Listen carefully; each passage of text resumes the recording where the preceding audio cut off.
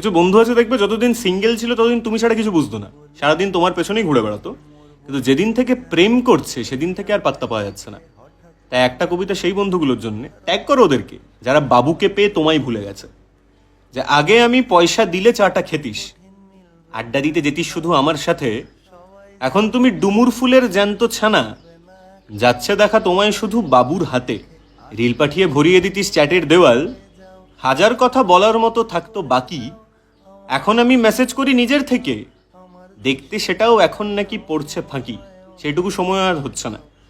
Phone করলে এখন শুধু বলবে বিজি, অজুহাতের ফিরিস্তি দিস মিথ্যে বলে।